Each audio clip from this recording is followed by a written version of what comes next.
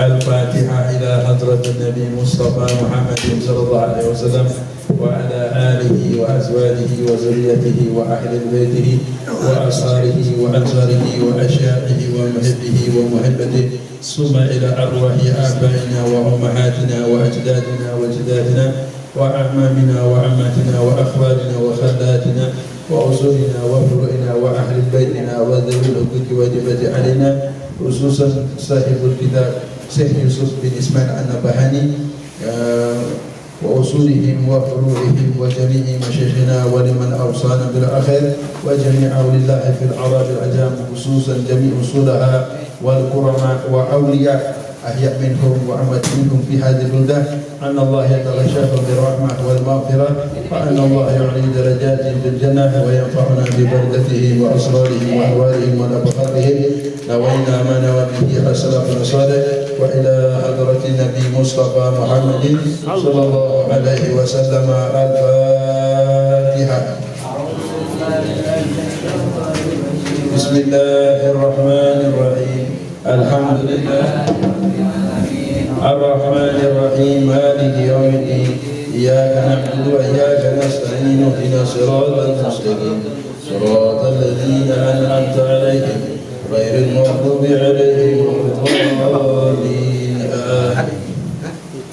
يا ربي بالمصطفى بلغ مقاصدنا واغفر لنا ما مضى يا واسع الكرم يا ربي بالمصطفى بلغ مقاصدنا واغفر لنا ما مضى يا واسع الكرم والحبيب الذي ترجى شفاعته لكل حول من الأهوال المقدم يا ربي بالمصطفى بلغ مقاصدنا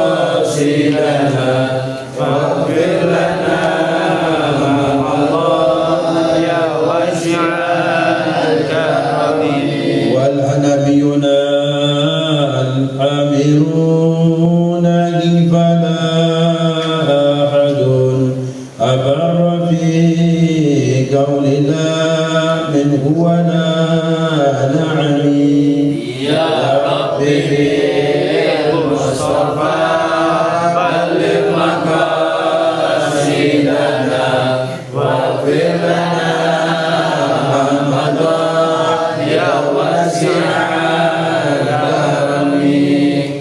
بسم الله الرحمن الرحيم بسم الله الرحمن الرحيم نويت تعلما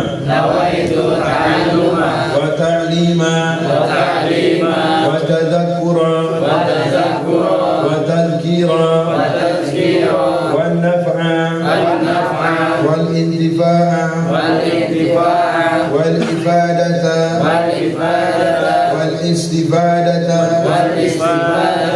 والحث على التمسك بكتاب الله وسنة رسول الله والدعاء على الهدى والدلالة على الخير وابتغاء مرضته وثوابه وقربه سبحانه وتعالى نوينا ما نوى به السلف الصالح نوينا ما أحاط به علم الله تعالى من صالح النيات حسبنا الله ونعم الوكيل نعم المولى ونعم النصير ولا حول ولا قوة إلا بالله العلي العظيم. بسم الله الرحمن الرحيم. قال المؤلف رحمه الله ونفعنا في علمه في دار الأمين. وقال رضي الله عنه. وبناء على ذلك فإن من لازم المحبة الاتباع الكامل والاكتفاء الشامل لمن جاءنا بشرع مطهر وتقمص بشخصيته في شؤون الحياة جميعها. هذا هو الاتباع. أما من يزعم محبته ويدعي ذلك وهو مخالف لسيرته متراخٍ عن أمره واكئ في نهيه فهذا صنيع علامات على زيف الدعوة ودليل صريح على تخبطه في ظلال الإنسان. فالسفينة لا تجري على أرض يابسة كما في البيت ترجو النجاة ولم تسلك مسالكها. إن السفينة لا تجري على يابس. فإذا كنا في عصرنا حاضر المتوجه بالغرائب والعجائب نشاهد كثيرا من المعنيين بالتراث يعرضون شمائل الشخصية لا خلق لها وليس لها في ميزان الفضائل مثقال حبة من خير ويعذبون آثارهم تركها ويزيعون ذلك في رأي وغيره ويثيرون الدجاج الإعلامي حول هذه الشخصية مع أنها ليس لها وزن ولا قيمة أخلاقية وقد تكون سخية ملهدة لا تؤمن بخالقها وليس عندها ذرة من الإيمان إلا يجدر بنا معشر الأمة الإسلامية أن نستعرض شمائل المصطفى صلى الله عليه وسلم ونكرر ذكرها كلما عانت فرصة وسنها وقت. والله أعلم بالصواب. Alhamdulillah, kita memanjatkan puji dan syukur kepada Allah Subhanahu wa taala yang pada malam hari ini Allah kumpulkan dan dudukkan kita di sini atas izin Allah serta taufiknya dalam keadaan sehat wal afiat. Dan kita bersyukur atas nikmat ini. Kita masih dijadikan Allah taala sebagai mukmin, sebagai orang muslim. Semoga tidaklah kita wafat kecuali kita membawa akidah ini.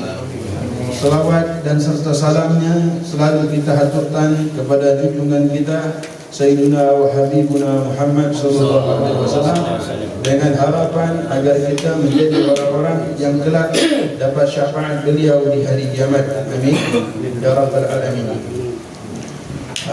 Wal hadirin sekalian, sebagaimana yang telah kita ketahui dari pelajaran minggu lalu bahwasanya kita dapati para sahabat radhiyallahu anhum wa arda, mereka adalah tiada kerjaan bagi mereka kecuali meniru dan mengikuti gerak-gerik baginda Nabi Muhammad sallallahu alaihi wasallam.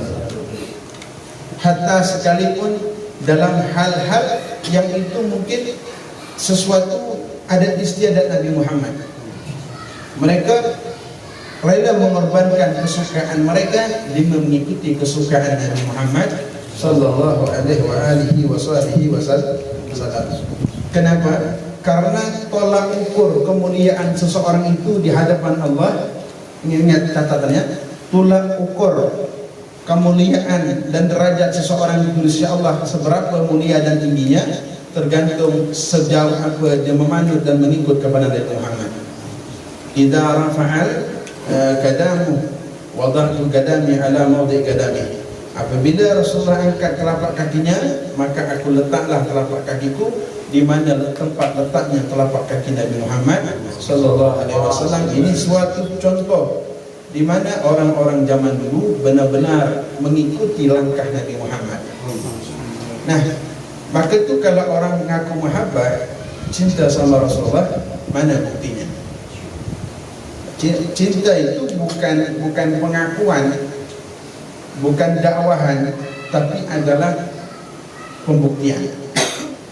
Sebagaimana yang kita dapati dari cerita yang lalu, seperti yang kita dapati itu Abu Ayyub Al-Ansari, beliau ketika melihat Sayyidina Rasul sallallahu alaihi wasallam itu menolak makanan yang di dalam makanan tersebut terdapat bawang putih, maka Abu Ayyub Al-Ansari ini membenci bawang putih ini sampai beliau mati. Padahal sebagaimana kita ketahui bawang putih itu nikmat. Tapi katanya, ketahuilah yang membentuk Sayyidina Ayyub Al-Ansari seperti ini tidak lain tidak bukan karena hatinya telah menyerap kecintaannya kepada Nabi Muhammad sallallahu alaihi wasallam dengan kecintaan yang sejati. Nah, jadi tolak ukurnya itu adalah bagaimana kita dengan yang kalau kita mahabbah. Ya, sampai mereka fatawalla an dzalika ta'asibihi fi kulli saghiratin wa kabiratin. Besarkah perkara itu, kecilkah perkara itu? Kalau itu Nabi Muhammad, maka setiap pencintanya pasti ngikutin. Jadi itu tolak ukurnya. Maka itu saya heran kalau kita ngaku mahabbah, pengajian yang dibuat pengajian Nabi Muhammad gak pernah mau dihadiri. Yang diceritakan sunnah Nabi, kehidupan Nabi gak mau dihadiri, aneh. Padahal di situ diceritakan tentang Nabi Muhammad. Antum orang yang belajar saja, yang tahu tentang Nabi Muhammad, untuk manut saja ngikut mengamalkan apa yang dikerjakan oleh belum tentu dia amalkan. Apalagi kita yang tak kaji, gak paham. Jadi tolak ukurnya itu orang yang betul mahabbah sama Rasulullah itu pasti ngaji, pasti mempelajari kehidupan Rasulullah. Mahabbah itu bukan almarhum man ahab, jangan tertipu dengan kalimat itu. Seseorang itu akan dikumpulkan dengan orang yang dicintai, jangan tertipu dengan kalimat itu. Karena cinta sejati itu adalah bukan pengakuan, tapi adalah pemanutan. Bagaimana kita bisa dibangkitkan di surga nanti di pada mahsyar dengan orang yang kita cintai, sedangkan perilaku kita tidak menyerupai, laisa taqammus, tidak masuk di dalam gerakan orang yang kita cintai. Gak mungkin kita bangkit bersama mereka, gak mungkin. Jadi kalau sudah kita betul mahabbah sama Rasulullah, satu, dia pasti rajin dengan majlis apa yang dijelaskan tentang Nabi Muhammad. Dua, orang itu tidak akan memandang ustaz-ustaz siapa yang bercakap. Kalau itu cerita Nabi Muhammad, ambil. Ini kita kan milih hidup. Bukan begitu mahabbah. Mahabbah itu tidak begitu. Kalau yang disampaikan ini walaupun bukan ustaz, bukan guru, kalau itu adalah ajaran Nabi Muhammad, ambil. Karena yang kita cari itu bagaimana kita bisa mengenal betul dengan Nabi Muhammad.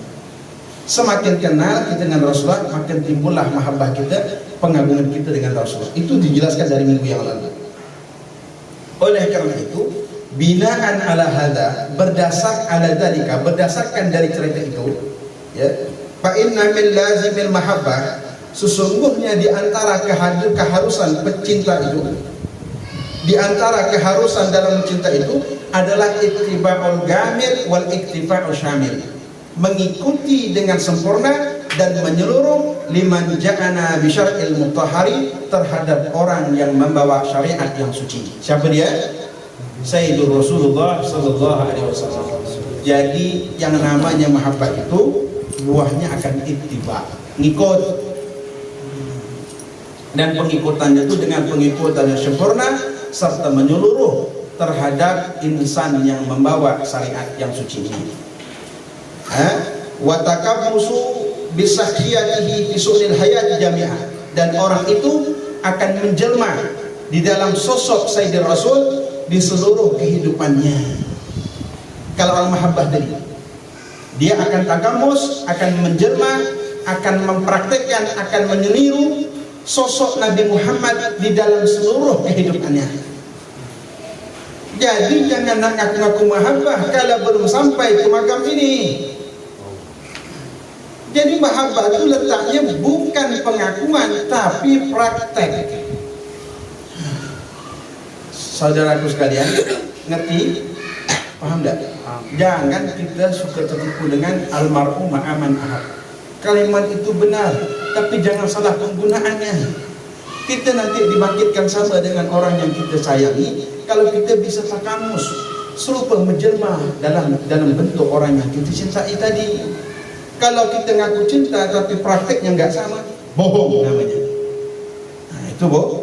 Maka oleh karena itu, fa amma man yaz'um mahabbatahu wa yad'i dzalik, sesungguhnya orang yang menduga mencintai Rasulullah, wa yad'i dzalik, lalu mengaku-ngaku mencintai Rasulullah, wa huwa mukhalifun li syaratihi, sedangkan orang tadi bersalahan dengan perjalanan Nabi Muhammad, wa mutarahin an amri, melalaikan perintah-perintah Rasulullah, waqi'in fi nahyi, jatuh di dalam terhadap apa yang dilarang Rasulullah, fa hadza sani alamatun ala zifi dakwah.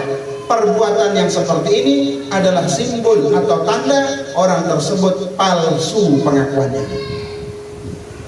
Zifid dakwah, dia palsu. Zif itu dia palsu, zif palsu pengakuannya. Ya Rasulullah gitu, tapi besoknya di handphonenya kurang ajar semua, perilakunya tuh nggak benar semuanya. Kita mendidik begini sebenarnya dari kita baru keluarga. Semuanya itu dalam yang dagang adil bagaimana Nabi Muhammad, yang dia bergaul bagaimana Nabi Muhammad. Nanti dalam kitab ini nanti ada kalimat-kalimat disebutkan. Beliau di sini tidak menyebutkan hadis, tidak menyebutkan perawi hadis, tidak, tapi langsung yang Rasulullah macam ini, cerita ini. Nah, nanti semoga kita semua nanti buka kitab ini sampai jalannya Nabi Muhammad pun kita ingin tiru. Cara makan segala macam. Mudah-mudahan harus kita menjelma dalam sosok Nabi Muhammad tadi. Jadi fahadhihi sani'u alamatun ala zifid da'wah. Orang yang berperilaku seperti palsu pengakuannya. Wa dalilun sarihun ala takhabbutihi fi dhalamil ihsan. Dan itu merupakan petunjuk yang jelas atas rampangannya orang itu di dalam kemaksiatan, gelapnya kemaksiatan. Dia ngaku cinta Nabi Muhammad, sirahnya nggak sama Rasulullah, itu juga sudah maksiat. Jangan salah tuh.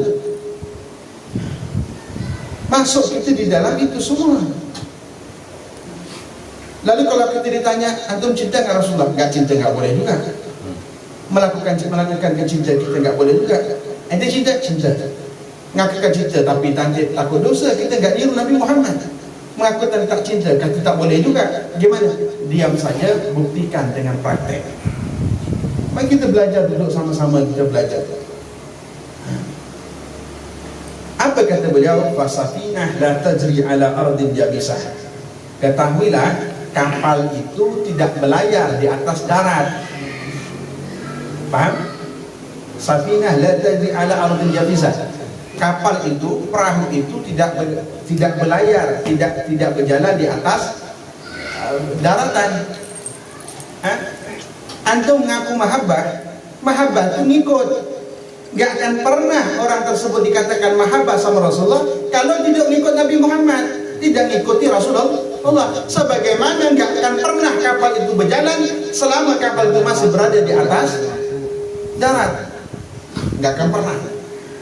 Sampai dikatakan baik taradun najah walam tasluk masalikaha inna safinah la tadri ala yabas. Kau ingin selamat, kata baik itu, taradun najah, kau ingin selamat, walam tasluk masalikaha, tapi jalan-jalan keselamatan tidak kau harungi, enggak akan mungkin selamat. Kita keselamatan kita letak di mana? Di Nabi Muhammad.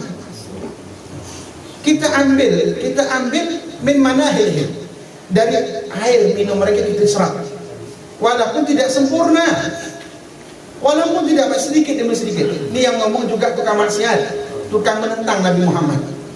Tidak benar kadang, suka khilafnya. Tapi kekalahan kita, saat kita kalah, minimal kita sudah tahu Nabi Muhammad itu begini, nanti bisa berubah. Tapi kalau kita tidak ngaji sama sekali, nggak bisa. Tarjun najah walam tasluk masalikah. Ente pengen selamat tapi nggak jalan di jalan selamat, nah nggak mungkin terjadi. Jalan itu dengan jalan Muhammad. Inna safinah la tajri ala yabas. Ketahuilah kapal itu nggak akan berlayar di atas daratan.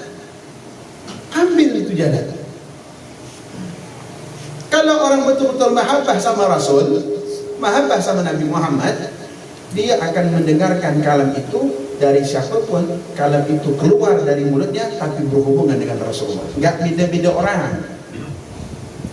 Siapa ngajar pula nanti. Kita tak begitu. Mahabbah itu tak begitu sifatnya. Karena antum, kita semua ni, kalau mencintai Rasulullah, mesti juga mencintai nawafnya. Siapa nawafnya ini? Yaitu orang-orang yang dilantik oleh Allah Ta'ala penerus lisannya Nabi Muhammad. Namanya ulama wa salihin wal akabir. Orang-orang saleh, guru-guru kan. Jadi tak boleh kita pandang guru siapa dia. Kalau ngaku mahabbah sama Rasulullah, tapi lihat dulu dari klan mana, dari kelompok mana. Lah Nabi Muhammad tak begitu. Ingat, wanzur makal wala tanzur mankal. Perhatikan apa yang dia cakap, jangan kau lihat siapa yang bercakap. Kalau itu benar, ambil. Sebagai kata dia, telur ayam aja keluar dari syukur ayam kita makan. Apalagi kalau hikmah dari orang-orang mukmin. Itu. Khair. Tarjun najah wa lam taslik masarikaha inna safinah la tajri 'alal jabas. Kita mudahan selamat mengikuti perahunya Nabi Muhammad tadi. Paham tak tu? Jadi apa tugas kalau paham tu? Ngaji yang benar. Ngaji. Habis ni kita ngaji, ada majlis-majlis yang disitu ceritakan bagaimana sembahyang Rasul, wuduknya Nabi, bagaimana pakainya Nabi, tidurnya Nabi, kan? Jalannya Rasulullah, macam mana doa segala macam hal, WC-nya Nabi Muhammad, kita masuk. Gitu-gitu dulu, kita tak mungkin nurut batinnya Rasulullah, makin dalam nurut batinnya Nabi Muhammad macam mana. Macam mana akhlaknya, cakapnya Rasulullah tu macam mana. Itu yang begini-gini dulu, yang mudah-mudah aja yang kita ambil. Ya, yang minimal macam sarung, kita pakai sarung dia pusat. Ini kan kalau sarung ininya kita sikit-sikit dulu, ada siwak, apa lagi cara ketawanya Rasul, sikit-sikit lah yang mudah-mudah. Kita nggak mungkin punya duit kita sumbangkan sama orang, nggak mungkin kayak Nabi.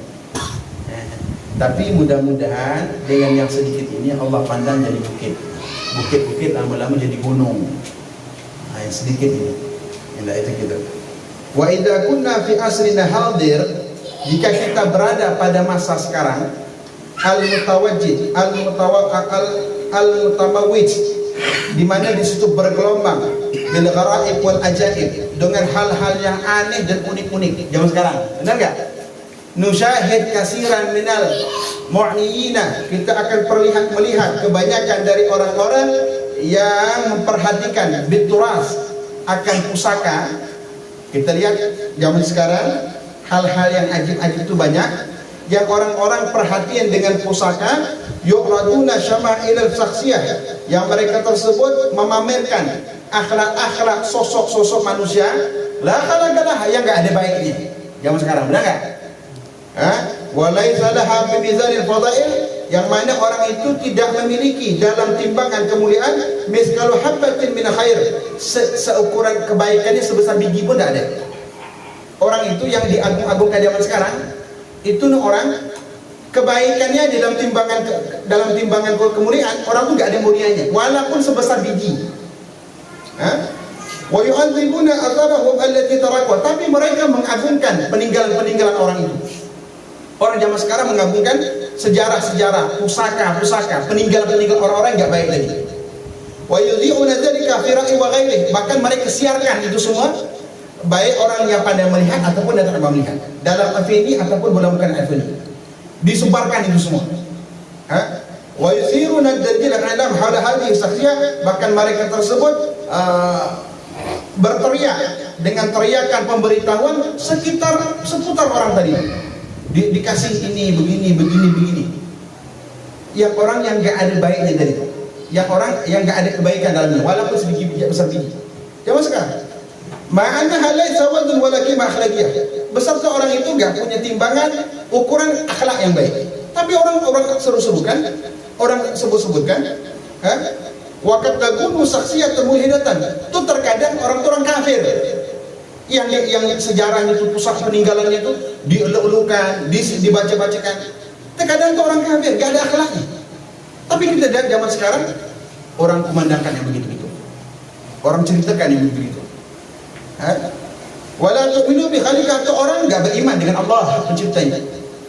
Tapi Yang ngeluh-ngeluhkan, yang nyiar-nyiarkan ceritanya banyak nggak? Banyak. Walaysa inda hadratul iman. Bahkan orang tuh nggak ada imannya walaupun sebagai bisa. Tapi banyak nggak orang zaman sekarang yang mengeluhkan? Orang kafir. Yang kafir masya Allah Taala.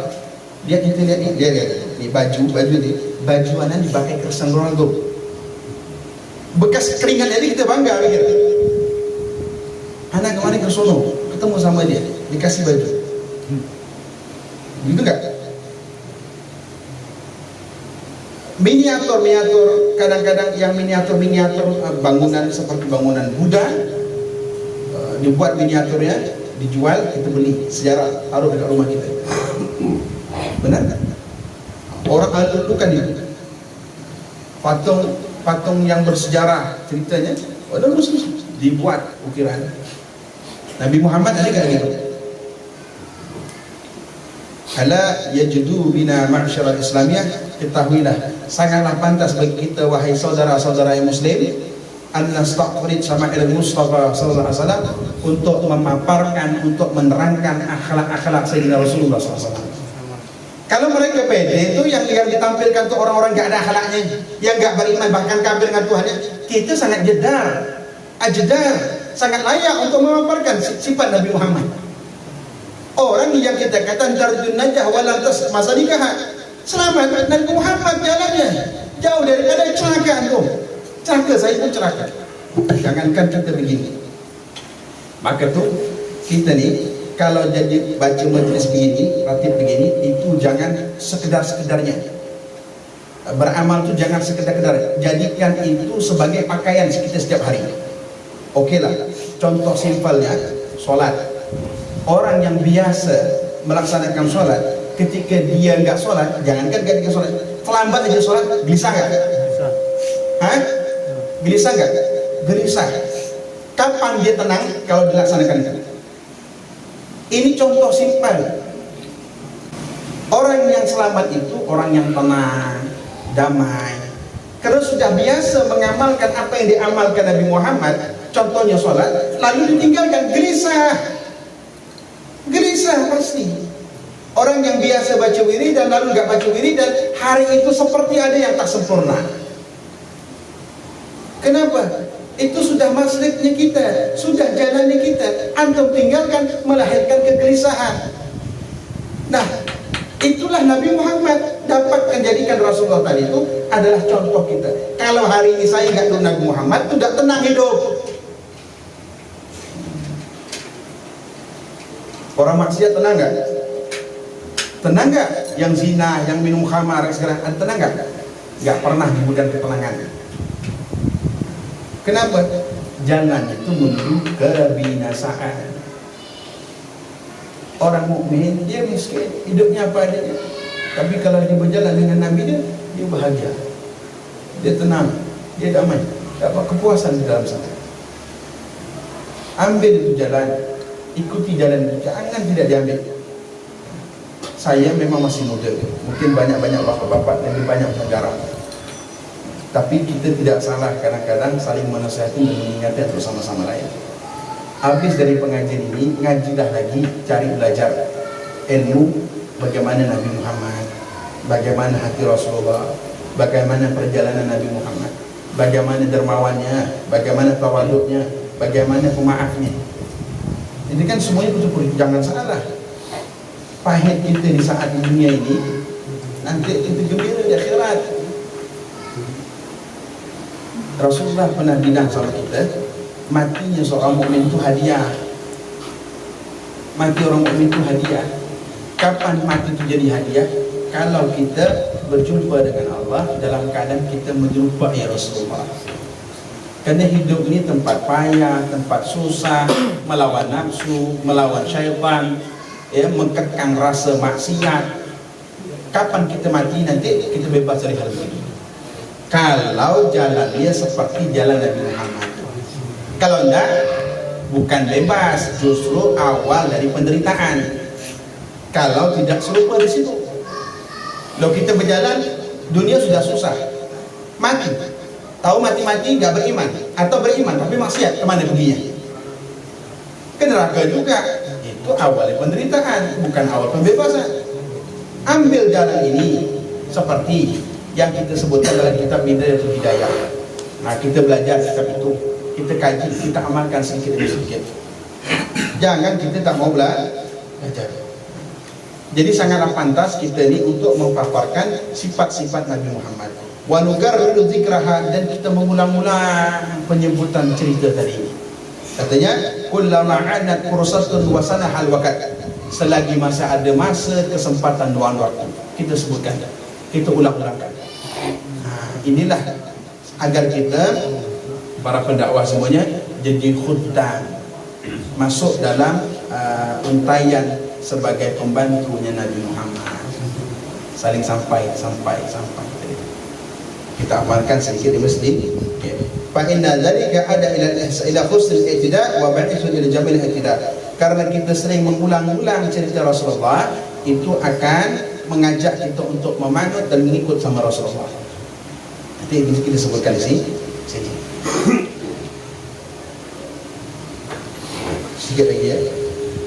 Wa idza kana maula takaddasat asma'uhu, jika Allah Ta'ala yang suci nama-namanya, kadgala Rasulullah SAW suka berfirman kepada Rasulullah SAW, ala ithri dzikri siyaril mustafain al-akhyar, Allah sebutkan cerita-cerita orang-orang pilihan yang baik.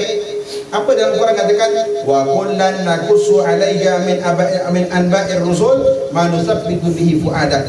Semuanya telah kami ceritakan kepada engkau wahai Rasulullah, cerita-cerita Rasul-Rasul terdahulu. Buat apa? Ma nusabbitu bihi fuadak, untuk membuat hatimu tambah kokoh. Jadi cerita-cerita para Rasul dulu itu juga diceritakan kepada Rasulullah. Kalau Rasulullah hari ini terkena sesuatu yang menyakitkan, orang Nabi-Nabi dahulu lebih sakit ketimbang yang Rasulullah sekarang. Jadi kuat hati kita. Maka kata beliau, pama ahrana, maka alangkah pantas bagi kita, wa nahnul khatta'un, kita ini pendosa, an nastaqtarid syama'il Rasulullah SAW, untuk dipaparkan sejarah atau akhlak-akhlak Rasulullah SAW, wasamtihi, kelakuan Rasulullah, wahadihi, petunjuk Rasulullah. Fa'inna dzalika, sesungguhnya menceritakan, meminta paparkan syama'ilnya Rasulullah, itu tasbitan li aqidatina, untuk membuat hati kita kokoh. Kita kalau cerita Nabi Muhammad, kokoh enggak jadinya? Kita ada enggak yang enggak makan satu hari? Ada enggak? Ada. Tapi ketika kita ingat Rasulullah sampai 3 hari belum apa-apa nih, Nabi saya juga dapat dah 3 hari enggak makan, saya baru 1 hari. Kuat enggak hatinya? Ini lahir dari mana? Mahabbah tadi. Kalau mahabbah sudah kuat, tuh orang yang kita cintai juga menderita. Lebih parah, apa yang kita berita masih sedikit. Nabi Muhammad dulu kalau dia solat dilarang untuk solat di Masjidil Haram. Enggak? Dia olok-olok begitu. Tapi pada saat kita diolok-olok untuk pergi ke masjid, kita kuat. Nabi kita juga lebih parah ketimbang saya. Itu gunanya kita membaca sejarah Nabi Muhammad. Tadi itu untuk kuat. Apa lagi? Wa izdiyadan lil imanina, dan untuk menambahkan keimanan kita. Jadi belajar sirah itu juga nambah iman, nambah kuat. Wa taqwiyatan mahabbatina, dan memperkuat cinta kita kepada Rasulullah. Wa inaratan li afkarina, dan untuk mencemerlangkan otak-otak kita, pikiran-pikiran kita, kalau kita menceritakan Nabi Muhammad. Maka itu kata kita lihat, kalau orang-orang soleh itu baik dari kalangan Ba'alawinya ataupun dari bukan Ba'alawinya, mereka yang dekat dengan Rasulullah itu matinya husnul khatimah. Nikmat benar. Nah, kita tuh pengen yang begitu. Pengennya begitu.